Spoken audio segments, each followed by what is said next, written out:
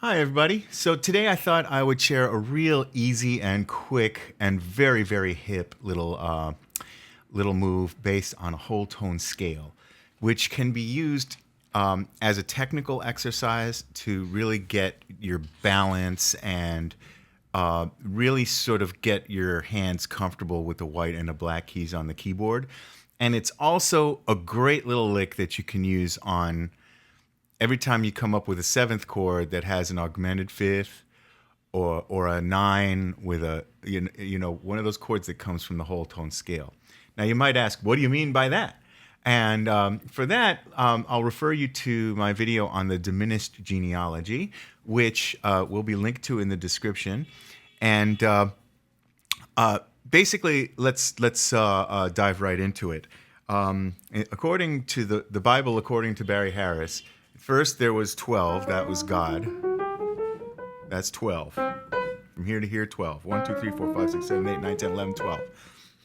Now, God made man and woman, and the man and woman were the two whole tone scales, beginning on C, D, E, F sharp, G sharp, and B flat, and D flat, E flat, F, A, B, F, G, A, B. Right? And those two whole tone scales, they're like Adam and Eve, okay? And then we're going to focus on this part, but again, from there, and again, if you watch the video on that, I get really deep into it. There's, they got together and had all these children, these three diminished seventh chords. So that's the next generation, right? And then from those diminished seventh chords, they had little grandchildren, and then those were the dominant seven, the major seven, major six. Minor six, and the major seven with a flat five. Now this one is actually kind of a cool animal because it also comes from the whole tone scale.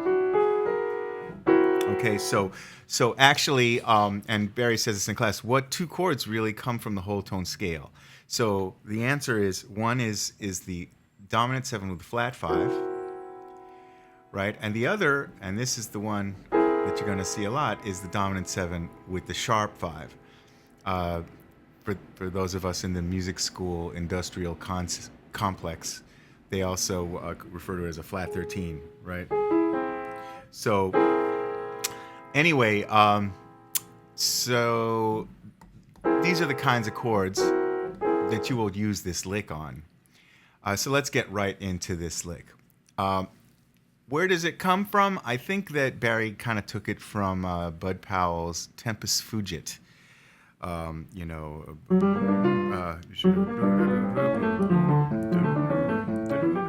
and then the bridge goes,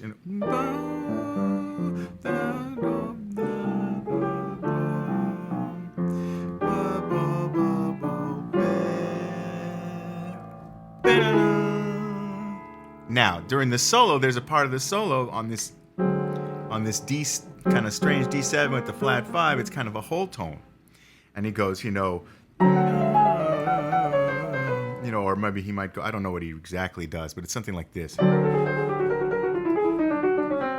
Okay, and probably somebody out there knows the exact Bud Powell better than I do. Could tell me what note it starts on.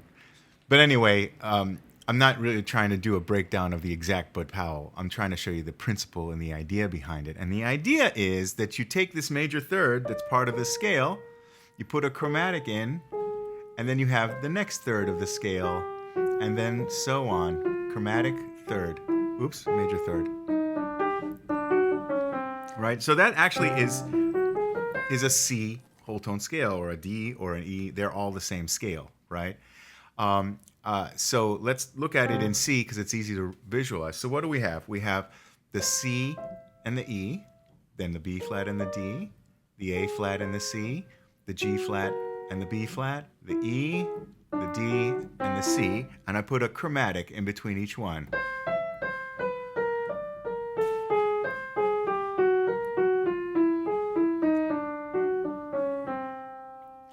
And Bud Powell actually does a little rhythmic thing. He goes, Oh, sorry. you can go in the reverse direction. Obviously, that's what he does. So you can either do the third coming up, then, or the third coming down.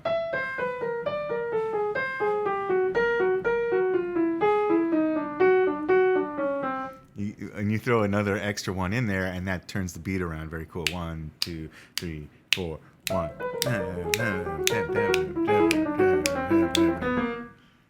And you get some really cool, and it's mad easy to do. Okay, so now we said we could do it with the third coming down.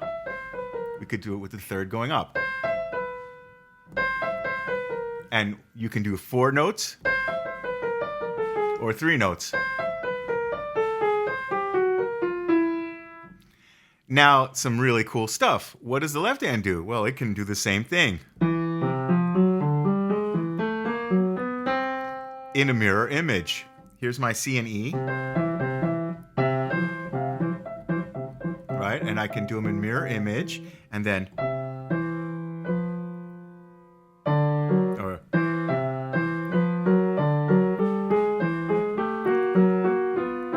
that's my 4-note version.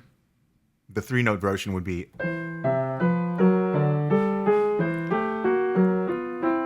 And then there would be the harmonic version, the way where you'd play the third together. And of course, reverse directions. You see that? So now this is a great technical exercise. If you kind of can, you do C and C, 2 octaves apart, and then you just try to come up on the keyboard a little more, feel it from your shoulders, feel it from your body, right? There's this whole idea of the body glove, and you go.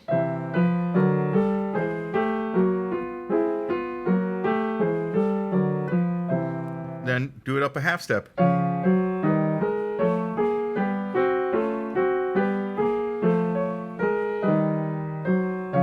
More challenging, but you see that what you're going to do now is you're going to actually make the fingers be comfortable on black and white keys equally. That's the goal.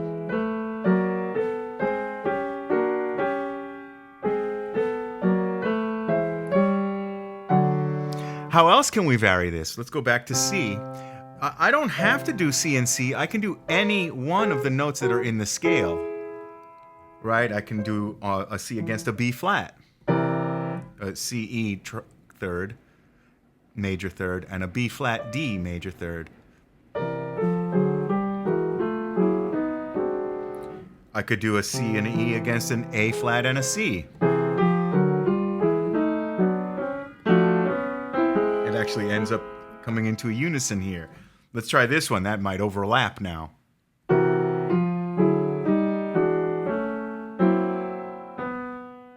Oh, geez. They overlap. Whenever that happens, my brain explodes. My brain just exploded. But, this is really great to do that sort of hand-to-hand thing. If you spend a little time on it. And maybe I'll practice what I preach, too, a little. But yes, it's a great just technical exercise. And the beauty of this, too, is you can do this even without a piano. You can find a keyboard and turn the volume down and watch TV and do it all day long.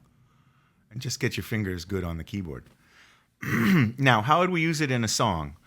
So there are a lot of songs that have this very unique sounding 7th chord where you can throw this in. I figure a good song to start with might be a song that's good for the time and place where I happen to be located, Autumn in New York. And so let's have a look what happens. So, Autumn in New York. What does it seem?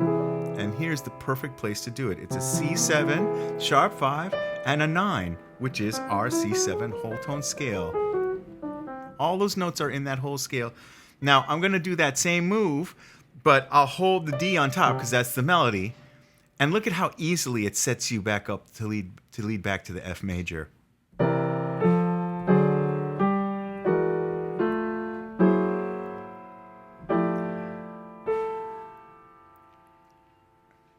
So pretty.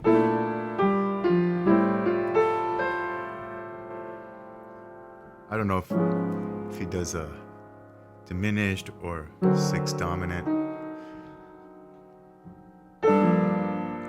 This is a good place to throw in your G minor sixth diminished. Oh, actually, it's a B flat sixth diminished. B flat sixth diminished. Start on the diminished note. And actually, I'm going to continue on this thought. I'll just do a little bit more. But I'm going to talk a little bit about how to combine things on this song and other songs. But I'll put another video up for my Patreon. I'll put it on my Patreon page for my Patreon members. Which, by the way, if this is useful to you and you don't mind, hit up my Patreon page, and then you can get access to all kinds of bonus videos and things like that. So I'll continue this idea on that. But anyway, back to the whole tone thing. So here's autumn in New York, and here's my.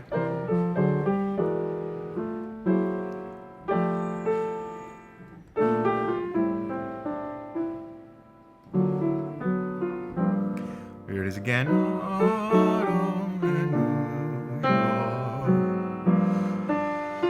Here it is again.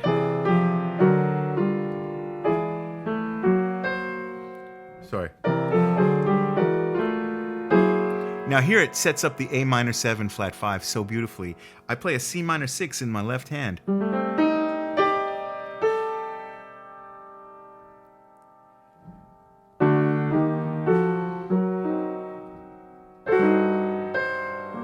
Take advantage of the diminished note.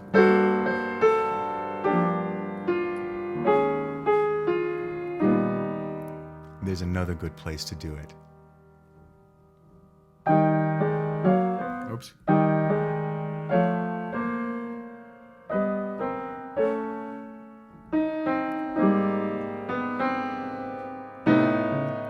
Here's another place to do it.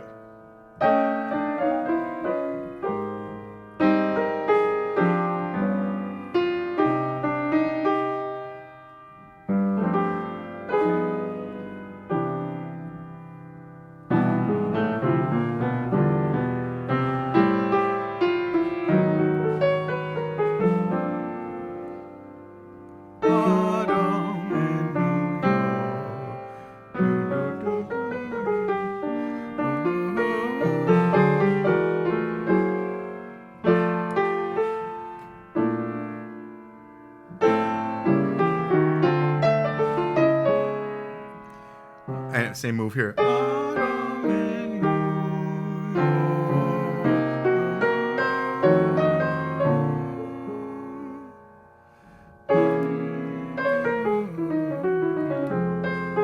Here's a good place to do it.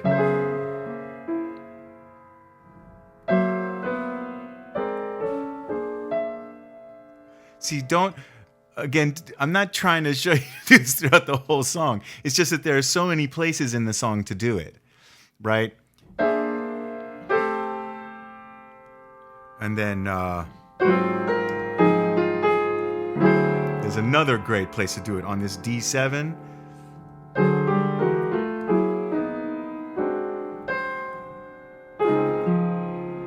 Okay.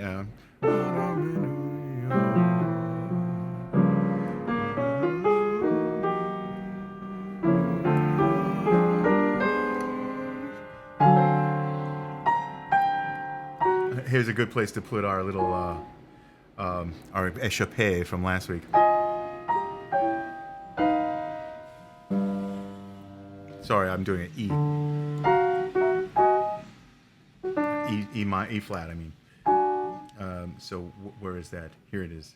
Oh God, I lost my train of thought.